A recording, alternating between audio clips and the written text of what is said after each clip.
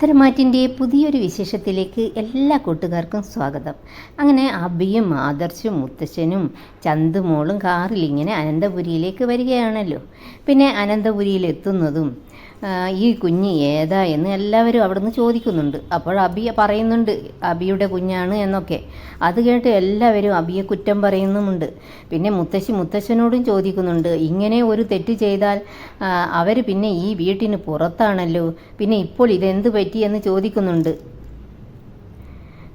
എന്തിനാണ് നിങ്ങൾ ഇവനോട് ക്ഷമിച്ചത് എന്നൊക്കെ ചോദിക്കുന്നുണ്ട് മുത്തശ്ശി. ദേവയാനിയും പറയുന്നുണ്ട്, കല്യാണത്തിന് മുമ്പ് ഇങ്ങനെ ഒരു പെൺകുട്ടിയെ ചതിച്ചു, അതൊക്കെ മൂടി വെച്ച് വേറൊരു പെൺകുട്ടിയെ കല്യാണം കഴിച്ച് അവളെയും ചതിച്ചു, ഇവൻ ചെയ്തത് വലിയൊരു തെറ്റ് തന്നെയാണ് എന്നൊക്കെ പറയുന്നുണ്ട്. പിന്നെ നയനയും പറയുന്നുണ്ട്, ഇത് ഞാൻ ഇനി എങ്ങനെയാണ് എൻ്റെ നവ്യേച്ചിയോട് പറയുക, ഇത് കേട്ടാൽ നവ്യേച്ചിക്ക് ഭയങ്കര വിഷമമാകുമല്ലോ എന്നൊക്കെ പറഞ്ഞ് നയനയും ഇങ്ങനെ വിഷമിക്കുകയാണ്. പിന്നെ റൂമിലേക്ക് പോകാൻ നോക്കിയ അബിയെ പിന്നിൽ നിന്ന് വിളിച്ചുകൊണ്ട് ജലജ പറയുന്നുണ്ട്, നല്ല ചീത്ത പറയുന്നുണ്ട്. എന്നിട്ട് എവിടുന്ന് നീ ഒരു കുട്ടിയെ കൊണ്ടുവന്ന് അത് നിൻ്റെ കുട്ടിയാണെന്ന് പറഞ്ഞാൽ ഞാൻ അത് സമ്മതിച്ചു തരില്ല എന്നൊക്കെ പറയുന്നുണ്ട് ജലജ. എന്നിട്ട് അബിയുടെ കഴുത്തിനൊക്കെ പിടിച്ചിട്ട് പറയുന്നുണ്ട്, എന്നെ എല്ലാവരുടെ മുമ്പിലും നീ തലകുനിക്ക് വെച്ചല്ലോടാ എന്നൊക്കെ പറയുന്നുണ്ട്. എന്നിട്ട് പറയുന്നുണ്ട്, ഏതായാലും നീ ഇത് നിൻ്റെ ഇന്നോ നാളെയോ പ്രസവിക്കാൻ നിൽക്കുന്ന നിൻ്റെ ഭാര്യയോട് പറ, ഇത് കേട്ടാലെങ്കിലും ഓൺ ദ സ്പോട്ടിൽ അവളും കുഞ്ഞും കാലിയാകും, അങ്ങനെയെങ്കിലും ആ 2 ശല്യങ്ങളെങ്കിലും ഒഴിവായി കിട്ടട്ടെ എന്നൊക്കെ ഇങ്ങനെ പറയുന്നുണ്ട്. പക്ഷേ ഇതൊന്നും സംഭവിച്ച കാര്യമല്ല കേട്ടോ. ഇതൊക്കെ കാറിൽ നിന്ന് അബി ഇങ്ങനെ ഓർക്കുന്നതാണ്. കുഞ്ഞിനെയും കൊണ്ട് വീട്ടിലേക്ക് പോയാലുള്ള അവസ്ഥയെക്കുറിച്ച് ഇങ്ങനെ ചിന്തിച്ചതാണ്.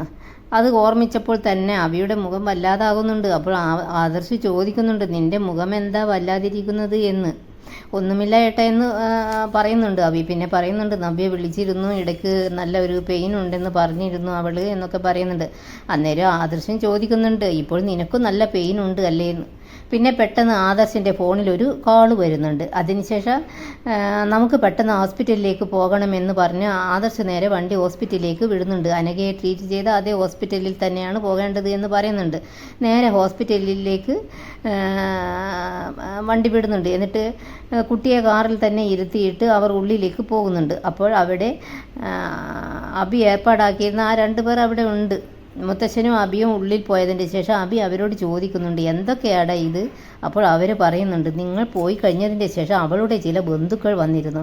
ആ സമയത്ത് അവളുടെ കാലിൽ ചെറിയൊരു അനക്കമുണ്ടായി. ഉടനെ തന്നെ ഒരുത്തൻ കാറിനകത്ത് എടുത്തിട്ട് ഇങ്ങോട്ട് കൊണ്ടുവന്നു.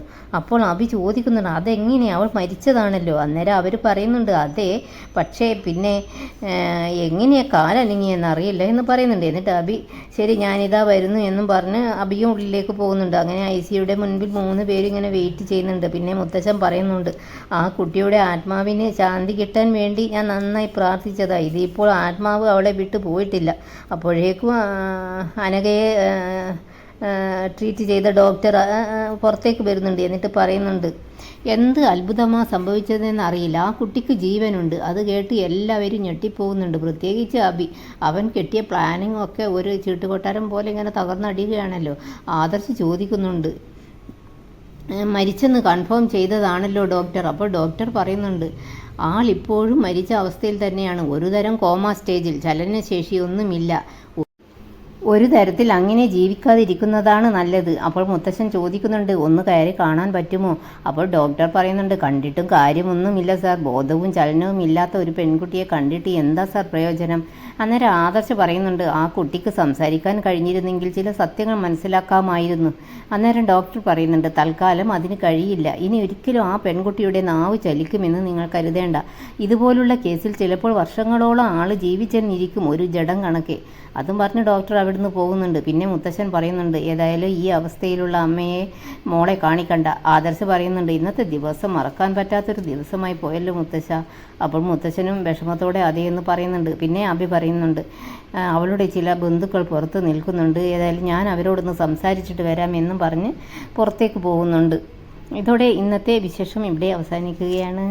നിങ്ങൾ ഈ വീഡിയോ കണ്ട് ഇഷ്ടപ്പെട്ടിട്ടുണ്ടെങ്കിൽ തീർച്ചയായും സബ്സ്ക്രൈബ്, ലൈക്ക് ചെയ്യാൻ മറക്കല്ലേ. Thanks for watching.